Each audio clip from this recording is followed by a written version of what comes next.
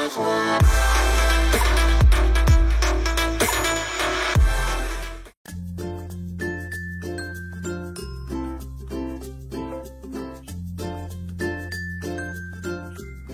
sahabat pelajar, dalam video kali ini kakak akan membahas latihan soal biologi untuk SIMAK UI. Yuk kita langsung aja mulai dari soal yang pertama. Soal yang pertama, yang bukan merupakan halangan isolasi reproduksi prezigotik adalah, ini materinya evolusi kelas 12. Apa itu isolasi reproduksi? Isolasi reproduksi itu adalah halangan untuk spesies yang berbeda jenis untuk saling bereproduksi. Nah, kalau misalnya spesies berbeda jenis itu tadi bisa melewati halangan isolasi reproduksi, akan terbentuk yang namanya spesies baru. Nah, spesies baru ini disebut dengan istilah hybrid karena dia hasil persilangan dua spesies berbeda. Apa aja sih bentuk dari isolasi reproduksi? Yang pertama, ada isolasi prezigotik sebelum si zigot itu terbentuk. Yang termasuk ke dalam isolasi prezigotik diantaranya ada isolasi habitat. Isolasi habitat ini berkenaan dengan dua spesies berbeda tadi tinggal di habitat atau lingkungan yang berbeda. Lalu yang kedua ada isolasi musim atau temporal. Ini kaitannya adalah dengan musim kawin. Lalu yang ketiga ada isolasi tingkah laku. Yang tergolong isolasi tingkah laku ini berarti perbedaan ajakan atau kode-kode kawin dari spesies itu tadi. Lalu yang keempat, ada isolasi mekanik. Isolasi mekanik ini kaitannya dengan perbedaan ukuran dan juga bentuk dari alat reproduksi spesies yang berbeda. Lalu yang kelima, yang terakhir dari isolasi prezigotik ada yang namanya isolasi gamet. Nah, isolasi gamet ini menekankan pada kemampuan si ovum untuk menerima sperma dari jenisnya saja. Nah, kalau misalnya bisa dilewati isolasi prezigotik ini, maka akan terbentuk si zigot. Tapi masih ada nih isolasi reproduksi. Karena masih ada isolasi reproduksi pasca zigotik, yaitu setelah si zigot terbentuk.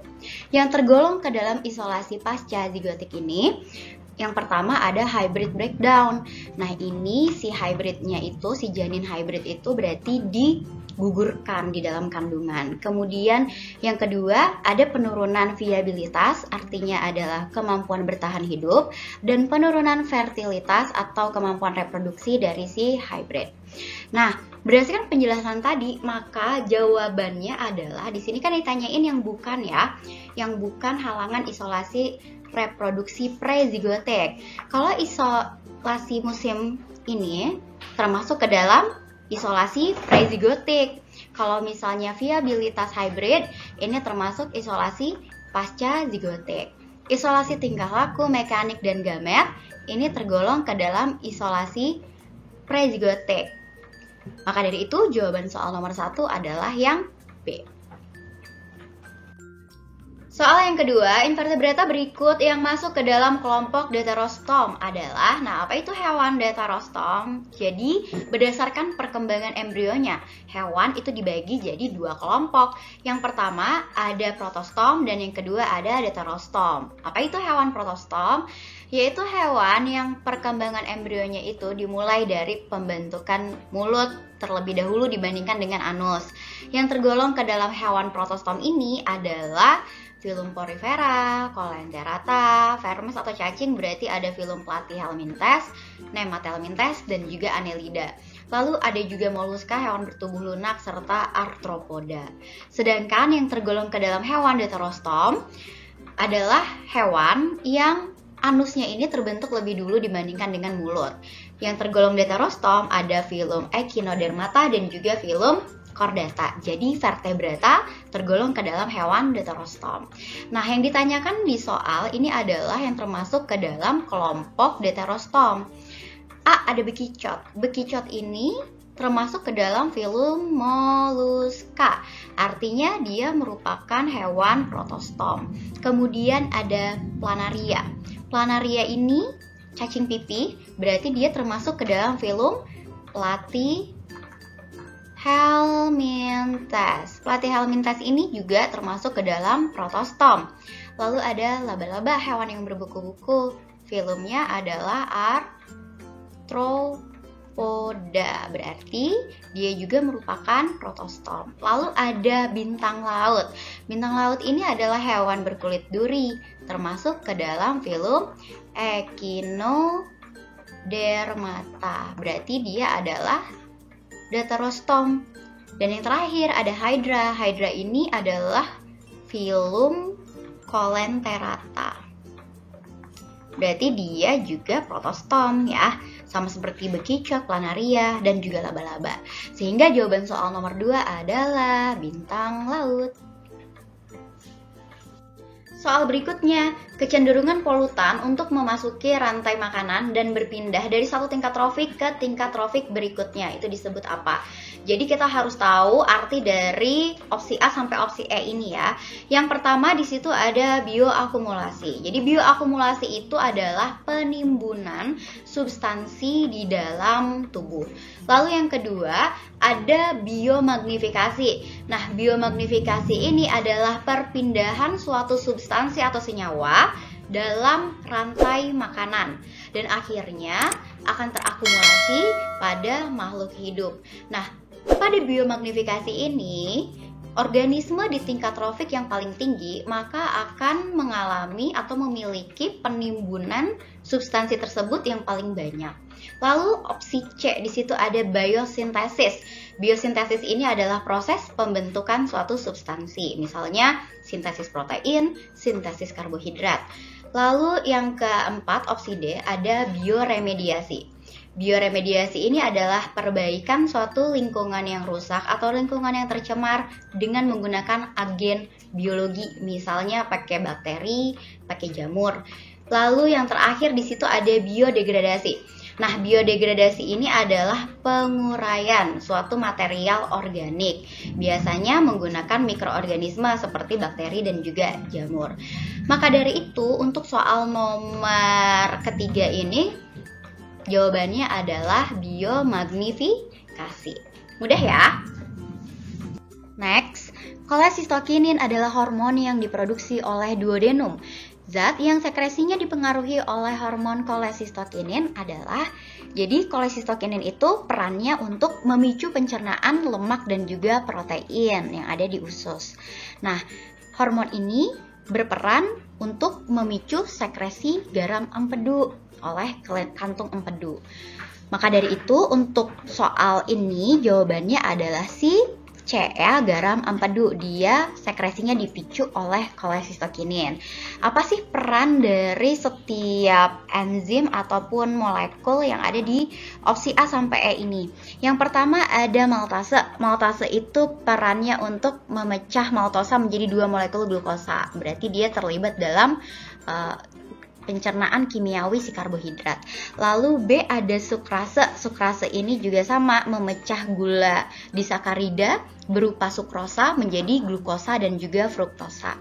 Lalu yang ketiga si garam empedu, dia punya peran untuk mengemulsi lemak. Jadi peran garam empedu ini untuk pencernaan lemak ya. Lalu yang keempat ada ion bikarbonat yang bersifat basa sehingga dia mampu untuk menetralkan bubur kim dari lambung yang pH-nya asam.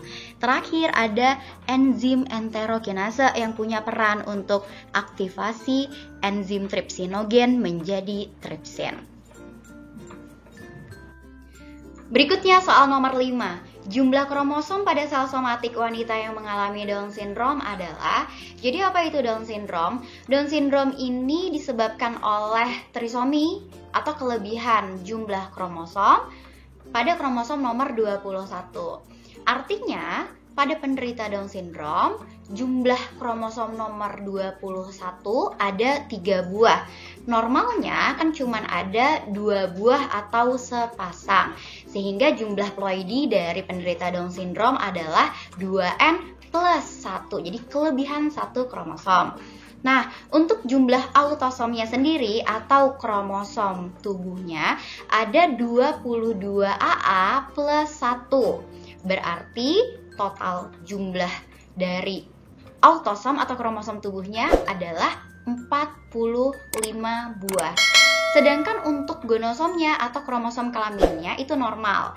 Bagi wanita berarti XX, sedangkan bagi pria atau laki-laki berarti XY. Sehingga untuk soal nomor 5 ini Yang ditanyakan kan wanita yang berkelainan Down syndrome ya. Nah, A. 22 pasang autosom kurang tepat karena 22 AA atau 22 pasang plus 1. Lalu yang B, ada 45 autosom, oke, di sini benar, dan sepasang kromosom X karena wanita berarti kan XX ya, sepasang kromosom X-nya. Jadi jawabannya adalah yang B. Soal yang ke-6, jamur seringkali bersimbiosis dengan organisme lain. Salah satu bentuk simbiosisnya adalah mikoriza. Pernyataan berikut ini yang tepat mengenai mikoriza adalah, jadi apa sih mikoriza itu?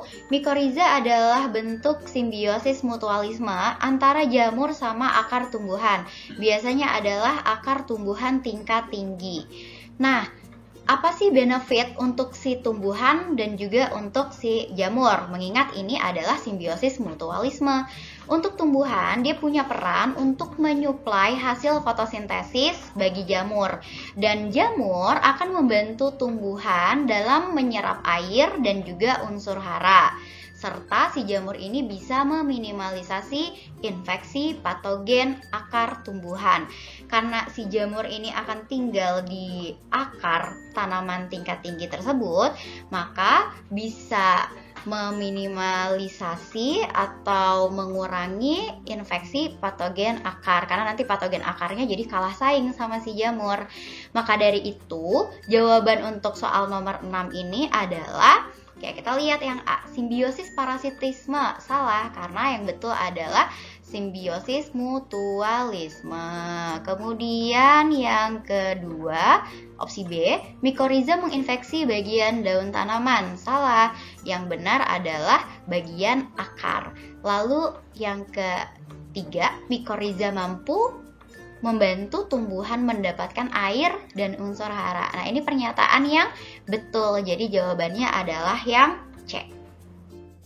Pertanyaan berikutnya ini soal sebab akibat ya. Jadi kita cek pernyataannya dan juga alasannya ini benar atau tidak.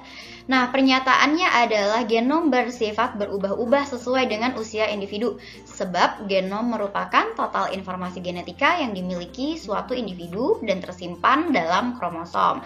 Apa itu genom? Genom adalah keseluruhan informasi genetik yang dimiliki oleh individu. Nah, dia tersusun atas DNA yang dikemas dalam bentuk kromosom. Jadi genom ini merupakan faktor hereditas juga ya, atau materi genetik. Nah, genom ini cenderung bersifat tetap. Artinya apa? Dari kita lahir sampai kita dewasa, sampai kita mati, cenderung sama. Maka dari itu pernyataan yang pertama, genom bersifat berubah-ubah sesuai usia individu, ini adalah pernyataan yang kurang tepat. Sebab genom merupakan total informasi genetika yang dimiliki suatu individu dan tersimpan di dalam kromosom. Nah, ini baru pernyataan yang benar. Jadi kalau pernyataannya salah sedangkan alasannya benar, maka jawabannya adalah D. Pertanyaan berikutnya, sebagian besar reptil dan burung memiliki penglihatan warna yang lebih kuat dibandingkan dengan mamalia. Sebab jenis fotoreseptor kerucut pada sebagian reptil dan burung lebih banyak dibandingkan mamalia. Nah, jadi kita bisa melihat karena kita memiliki fotoreseptor yang adanya di retina mata kita. Fotoreseptor ini adalah reseptor penangkap cahaya. Nah, kalau pada manusia itu mempunyai sekitar 200.000 jumlah reseptor per milimeter. Kalau burung, jumlah fotoreseptornya lebih banyak lagi, yaitu sekitar 400.000 hingga 1 juta reseptor per milimeter. Nah, fotoreseptor sendiri ada dua jenisnya. Yang pertama ada sel kerucut atau konsel. Kalau sel kerucut ini dia perlu intensitas cahaya yang tinggi. Jadi biasanya aktif ketika kita berada di tempat yang terang pada siang hari, dan sel kerucut ini dapat membedakan warna. Sedangkan tipe fotoreseptor sel batang atau rod cell dia hanya perlu cahaya matahari atau cahaya yang intensitasnya lebih rendah. Maka dari itu biasanya si sel batang ini lebih aktif ketika malam hari, misalnya pada hewan-hewan nokturnal atau kita lagi ada di tempat dengan intensitas cahaya yang rendah. Untuk sel batang dia tidak mampu untuk membedakan warna.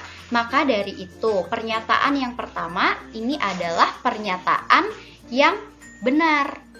Karena reptil dan burung, sebagian besar reptil dan burung punya penglihatan warna yang lebih kuat dibandingkan mamalia. Karena dia punya jumlah fotoreseptor yang lebih banyak. Dan jenis fotoreseptor kerucut pada sebagian besar reptil dan burung lebih banyak dibandingkan mamalia. Ini pernyataan yang benar juga ya, dan saling berhubungan, sehingga jawabannya adalah yang A. Pertanyaan berikutnya, di sini ada gambar dari penampang melintang bagian tumbuhan. Pernyataan yang benar berkaitan dengan gambar di atas adalah, jadi untuk menjawab soal ini kita harus tahu bagian A apa, B, C, D, E, F. Nah, ini adalah gambaran anatomi melintang dari akar monokotil. Bagian A yang ini besar, ini adalah jaringan pengangkut silam. Kemudian yang B ini adalah bagian endodermis. Lalu yang C ini adalah jaringan korteks. D adalah jaringan terluar, yaitu lapisan epidermis. Sedangkan yang E ini adalah jaringan pengangkut flum. Dan F ini adalah ampulur. Maka dari itu, pernyataan yang pertama, 1. Merupakan penampang akar monokotil. Ini pernyataan yang betul, akar dari monokotil. Kedua, F merupakan ampulur, juga betul. Jadi monokotil ini, akar monokotil ini punya ampulur yang jelas ya. Pernyataan yang ketiga, bagian A, yaitu sisilam tersusun atas sel yang sudah mati. Ini pernyataan yang juga benar. Jadi sel-sel silem ini sudah mati. Kalau nomor 1 benar, otomatis juga nomor 3 betul ya. Lalu yang keempat, E berperan mengangkut air dan unsur hara. E ini adalah flum. Fungsi dari flum itu adalah untuk mengangkut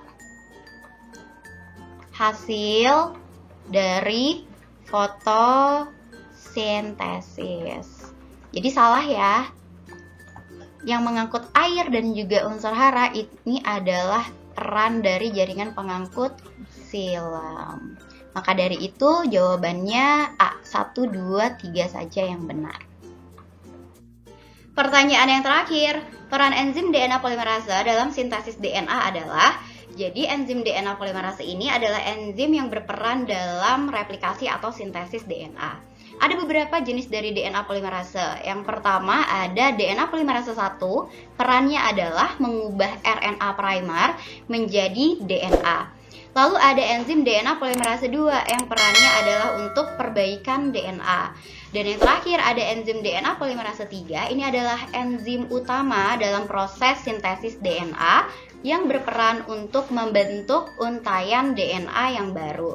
Jadi pernyataan yang pertama, enzim DNA polimerase ini katanya berperan untuk membentuk untai primer. Ini adalah pernyataan yang salah, karena pembentukan untai primer itu dibuat oleh enzim namanya primase. Lalu pernyataan kedua, peran DNA polimerase untuk perbaikan DNA benar, ini diperankan oleh DNA polimerase 2. Lalu kalau 1 salah kan nomor 3 juga salah ya berarti. Karena yang berperan untuk menyambung untai DNA ini adalah enzim namanya ligase. Dan yang keempat, membentuk untai DNA ini berarti benar ya, yang diperankan oleh enzim DNA polimerase 3. Sehingga jawabannya adalah C.